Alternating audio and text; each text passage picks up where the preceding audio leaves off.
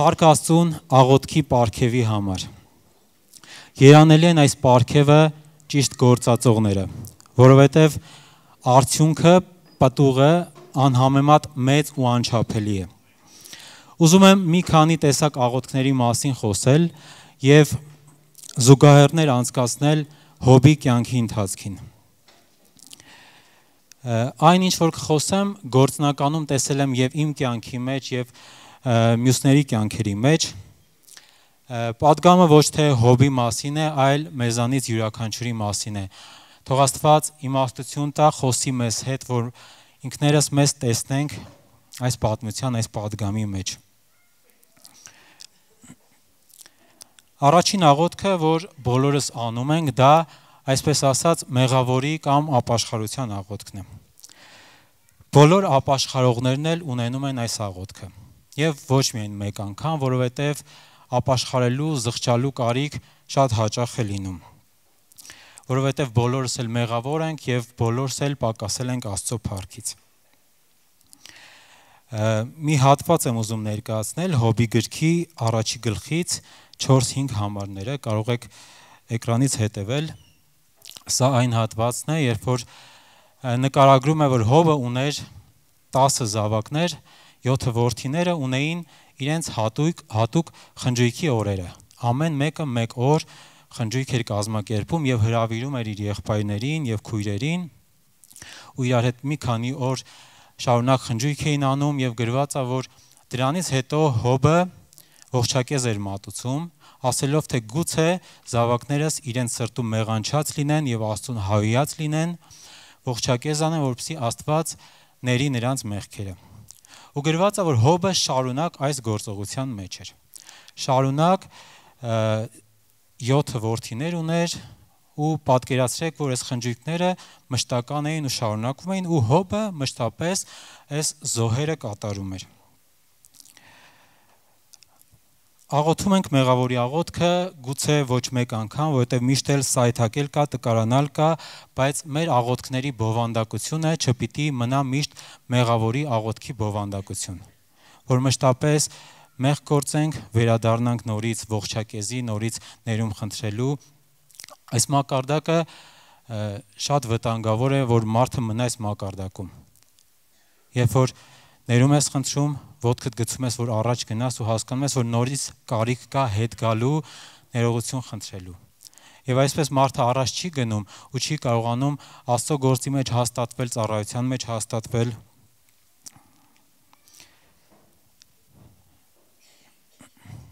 Դրա համար աղոթքի ժամանակ կարիք կա Աստծո առաջ կանգնելու եւ հստակ որոշում կայացնելու, խնդրելու, որ Տեր, ես ուզում եմ, որ առաջ անցնեմ, որ չմնամ այս մեղավորի եւ ապաշխարողի մշտական կարգավիճակի մեջ, որովհետեւ այս շրջապտույտը կարող է երկար տևի ու մարդը առաջընթաց չունենա։ Հաջորդ աղոթքը, որի մասին կասեմ, անվանել եմ կարիքավորի աղոթք։ Շատ նեղություններ եւ պակասություններ Աստված թույլ է տալիս, որպեսզի մարդիկ գան դեպի իրեն։ Ես շատերին եմ ճանաչում, ովքեր որ փրկություն են ստացել այն բանից հետո, երբ որ իրանց կարիք իրանց բերել է եկեղեցի։ Բայց ինչու գնանք Աստծո մոտ ամեն անգամ մեր կարիքների ցուցակով։ Ինչու գնանք ամեն անգամ մեր կարիքները Աստծուն հայտնելու։ Որովհետև Աստված ինչ էլ որ տա, իր տվածները մենք չենք կարողանա վայելել առանց իրեն, որովհետև հացի մեջ էլ ցավ կա, փողի մեջ էլ ցավ կա, առողջության մեջ էլ, ապահովության մեջ էլ, արեգակի տակ ինչ էլ որ ունենանք, ինչ էլ որ կարողանանք անել, ամեն բան ցավով ու տառապանքով է առանց Աստծո։ Իմ ոտքերը վազում են Աստծո տուն, ոչ թե ինչ որ բան ստանալու, այլ նրա ներկայության մեջ լինելու համար։ Սա պիտի լինի մեր սրտի դիրքը եւ այստեղ Հոբից մի շատ կարևոր դաս ենք սովորում։ Ուզում եմ այս խոսքերը կարդալ Հոբի գիրք առաջին գլխից, երբ որ Հոբը արդեն ամեն բան կորցրել էր, զավակների կորուստը, իր ունեցվածքի կորուստը եւ ասում է 20-րդ խոսքը. Հոբը վեր կացավ եւ պատառեց իր վերարկուն եւ խուզեց իր գլուխը եւ ընկավ գետնի վրա եւ երկրպագություն արեց։ Ինչպիսի արձագանք։ նեղությունների ժամանակ։ Ինչպես է մեր արձագանքը։ Երկրպագություն արեց ու 21-րդ համարը կարելի ասել Հոբի լեգենդար արտահայտությունը, որ ասում է մերկ դուրս եկա իմ մոր արգանդից եւ մերկ պիտի դառնամ այնտեղ։ Տերը տվեց եւ Տերն առավ, Տիրոջ անունը օրհնյալ լինի։ Եվ այս ամենի մեջ Հոբը չմեղանչեց եւ Աստծուն անզգամություն չարեց։ Սիրելի Աստծո մարդ, նեղություններ, դժվարություններ բոլորիս կյանքում լինում են։ Բայց շատ կարևոր է այդ նեղության ժամանակ, դժվարության ժամանակ գանք Աստծո առաջ եւ ասենք, որ դու ես մեր համար մեկ կարիքը։ Մեր աղոթքի բովանդակությունը այսպեսին լինի, որ դու ես մեր կարիքը։ Իսկ այն պակասությունները, այն խնդիրները, այն կարիքները, որ մեր կյանքերում կա, Տերը լավ գիտի եւ ժամանակին տալիս եւ լրացնում է։ Երբեք չի ուշանում Տերը։ Հաջորդ աղոթքը անվանել եմ Խաբվածի աղոթք։ Այս աղոթքը մարդը անում է այն ժամանակ, երբ որ իր կյանքում կա չխոստովանված մեղք, երբ որ մարդը գալիս է Աստծո առաջ եւ մարդկանց առաջ ներկայանում է այնպես, կարծես ամեն բան լավ է, ամեն բան նորմալ է, բայց իրականում կան մեղքեր եւ չլուծված հարցեր։ Խաբվածի աղոթքը հետեւյալն է, երբ որ մարդը Աստծո առաջ ինքը իրեն արդարացնում է։ Բայց շատ լավ գիտենք, որ ոչ ոք չի կարող Աստծո առաջ արդարանալ եւ իրեն արդարացնել։ Նույնիսկ Հոբը, որ այդքան լավ վարքի տեր էր եւ նաեւ շրջապատներ վկայում այդ մասին, Հոբը չկարողացավ Աստծո առաջ արդարանալ։ Եվ Աստծո առաջ արդարանալը Աստվածաշունչը որակում է որպես ամբարտավանություն։ Ու երբ որ Աստված խոսեց Հոբի հետ ու մի փոքր ներկայացրեց իր գործերը, ներկայացրեց թե ինչպես է պահում տիեզերքը Աստված, ներկայացրեց թե ինչպես է ծովերին սահման դնում, ինչպես է ամբարում ձյունը, կարկուտը, կենդանական աշխարհից խոսեց, Հոբը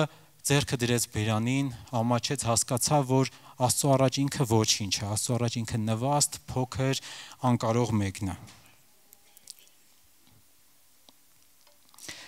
Փարիսեցի մի մարդ, ով օրենքի ուսուցիչ էր, Աստծո խոսքը շատ լավ գիտեր, գնաց տաճար աղոթք անելու։ Պատմությունը գրված է Ղուկասի ավետարան 18-րդ գլխում։ Նույն ժամանակ եկեղեցում աղոթքեր անում Մաքսավոր մեկը, ով ժողովրդի մեջ հայտնի էր որպես մեղավոր մի անձնավորություն, սակայն կուրծքը ծեծելով աղոթում էր ու ներում էր խնդրում Աստծուց։ Իսկ Փարիսեցին սկսեց աղոթել եւ ինքը իրեն արդարացնել Աստծո առաջ։ Շնորհակալ եմ, որ այս Մաքսավորի պես չեմ, որ չեմ շնանում, չեմ գողանում, որ արդար եմ, տասանորդ եմ տալիս։ Աստծո աչքին հաճելի չի ինքնարդարացումը, ինքնագովեստը։ Եվ ինքնարդարացումը սա թաքնված անձը բարձրացնելու գործողություն է։ Սա հպարտություն է, երբ որ մարդը ինքը իրեն արդարացնում է։ Ու իրականում կարող են լինել լավ գործեր, հաջողված ծառայություններ, որ մենք մատնացույց անենք, բայց սա մարդիկ են տեսնում, ինչպես է Աստված տեսնում մեզ, մեր սիրտը, արդյոք մեր սրտում, մեր ներաշխարհում, մեր բերանի մեջ կատարյալ մաքրություն կա եւ մենք իրավունք ունենք մեզ գովելու եւ բարձրացնելու։ Հոբը իրեն ներկայացնելու համար, իրան արդարացնելու համար իրականում շատ ասելիքներ ուներ եւ ոչ միայն ինքը նաեւ իր շրջապատը, բայց ինքը կանգնեց Աստծո առաջ եւ չկարողացավ շարունակել, չկարողացավ առաջ գնալ, որովհետեւ Աստծո մեծության առաջ տեսավ իր փոքրությունը։ 42 գլխի 3-ից 6 համարներն եմ ուզում կարդամ Հոբի խոսքերը, ասում է. ով է նա, որ խորհուրդը նսեմացնի անիմաստ խոսքերով։ Իրավ խոսել եմ, բայց չեմ հասկացել։ Ինձ համար անիմանալի են եղել եւ ես չգիտեի։ Աղաչում եմ, լսիր, որ խոսեմ, քեզ հարցնում եմ եւ ինձ իմացրու։ Ականջի լսելով ես լսել էի քո մասին, բայց հիմա աչքս տեսնում է քեզ։ Վասն որը նվաստանում եմ եւ զղջում հողի եւ մոխրի վրա։ Արդարացնողը միայն Աստված է, Սուրբը միայն Աստված է, սրբացնողը, արդարացնողը միայն Աստված է, եւ նրա առաջ ոչ ոք չի կարող արդարանալ։ Հաջորդ աղոթքը, որի մասին կխոսեմ, Աստվածաշունչը անվանում է արդարի աղոթք։ Հակոբոսի թուղթ 5:16 Իրար խոստովանեցեք ձեր հանցանքները եւ իրար վրա աղոթք արեք, որ բժշկվեք։ Շատ զորավոր է արդարի աղոթքը ներգործելով։ Նախ մենք գիտենք, որ մարդը արդարանում է հավատքով։ Եվ այն աղոթքը, որ արվում է հավատքով, դա կոչվում է արդարի աղոթք։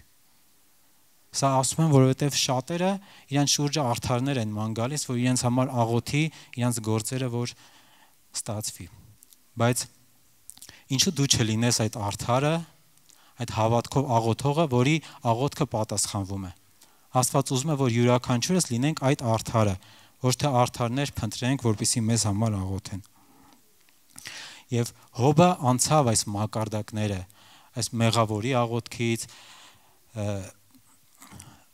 ապաշխարողի աղոթքից, եկավ հասավ արդարի աղոթքին ու հնարավորություն ստացավ աղոթելու իր ընկերների համար։ Քանի որ Հոբի ընկերները մեղանչել էին, զրպարտել էին Աստծուն, Աստծո մասին սխալ էին խոսել, Աստված ասեց, որ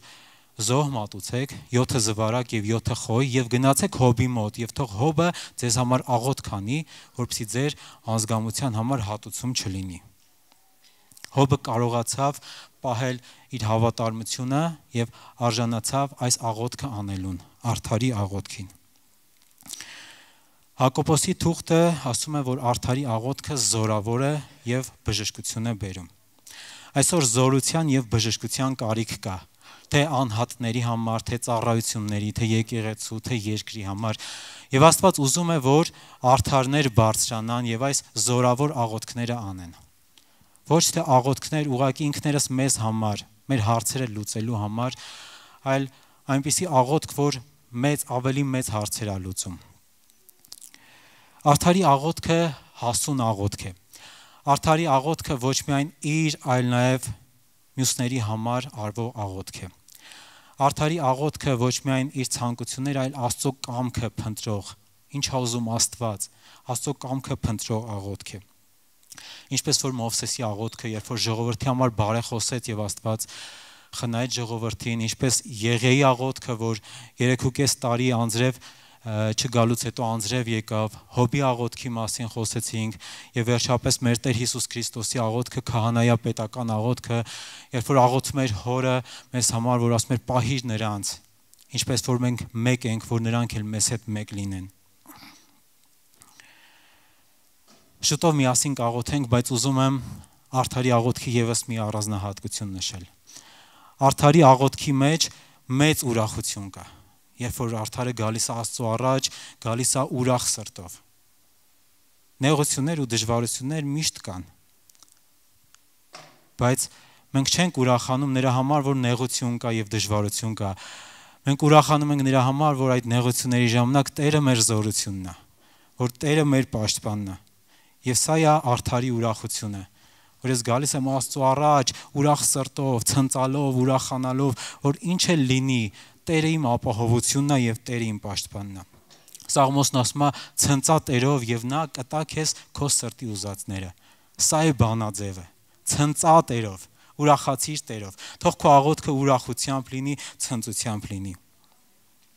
Ուրախացեք Տերով եւ ցնծացեք, ով արդարներ, եւ ցնծությամբ աղակեցեք ամենդ, որ ուղիղ եք սրտով։ Եկեք կանգնենք աղոթքի ու մեր ցնծության, ուրախության ձայնով Տիրոջ հորդենք։ Շնորհակալ ենք քեզ Տեր։ Շնորհակալ ենք մեր փառավոր Աստված, մեր մեծ ու զորավոր Աստված։ Մենք ուրախանում ենք ամեն օր քո գործերը տեսնելով, Հայր։ Մեր հոգին ցնծում է Տեր, ինչ մեծ Աստված ես դու, ինչ սքանչելի Աստված ես դու Տեր։ Քո գործերը ամեն օր պիտի պատմենք ու ուրախանանք, Հայր։ Քո խոսքը պիտի խոսենք, քեզանով ցնծանք, Հայր։ Դու մեր զորությունն ես, դու մեր ուրախությունն ես, Տեր ջան։ Շնորհակալ ենք սրտանց, Հայր ջան, որ այստեղ ես քո ներկայությամբ, Հայր։ Շնորհակալ ենք, որ այստեղ ես, որ ամեն մեկիս հետ խոսես, փառավոր Հայր։ Սովորեցրու, որ ամեն մեկս կանգնած լինենք արդարությամբ ու սրբությամբ ու աղոթք անենք, Հայր, ամեն մեկս մեր ձեռքերը վեր բարձրացրած բարեխոսական աղոթք անենք, Հայր, մեր եկեղեցու համար, որ քո տունը զորանա, որ քո տունը կառուցվի, որ այստեղ այն բոլոր ծառայությունները, որ քո արքայության համար արվում են, Հայր, զորանան ել ավելի, որ պատխաբեր լինեն ել ավելի, որ ծառայողները ովքեր որ կան, որ իրանց ներդրումն են դրել քո արքայության մեջ ավելի զորանան, ավելի ուժովանան, Հայր ջան, որ քո արքայությունը կառուցվի, որ քո թագավորությունը կառուցվի, որ քո փառքը տարածվի, Հայր, որ արթնություն գա մեր երկրի մեջ, մեր քաղաքի մեջ, փառավոր Հայր։ Շնորհակալ ենք, թող եկեղեցին զորանա, Հայր, թող քո ծառաները իմաստուն լինեն, թող քո ծառաները հաստատուն լինեն, Հայր ջան։ Շնորհակալ ենք, թող քո փառքը երև այս երկրի մեջ, թող քո անունը փառավորվի այս երկրի մեջ, ամենակարող Հայր։ Թող քո անունը այս երկրի վրա լինի, փառավոր Հայր։ Թող ապահովված լինի, պաշտպանված լինի մեր երկիրը, Հայաստանը, որովհետև դու ես մեր Տերը, Հայր ջան։ Շնորհակալ ենք, մենք բարեխոսում ենք, Հայր ջան, որ դու պահես, որ դու օրհնես, Հայր ջան, այս երկրի ամեն ոլորտները, Հայր։ Շնորհակալ ենք, դու ես Հայաստանի Տերը, դու ես այս եկեղեցու գլուխը, դու ես մեր Տերն ու Թագավորը, եւ մենք քեզ ենք հուսացած, ամենակարող Թագավոր, մենք քեզ ենք հուսացած, մեր պաշտպան, մեր ապահովություն, ով ունենք երկրի վրա, ով ունենք երկնքում, քեզանից բացի ուրիշ ոչինչ չենք ուզում, դու ամենն ես, դու բոլոր կարիքների պատասխանն ես,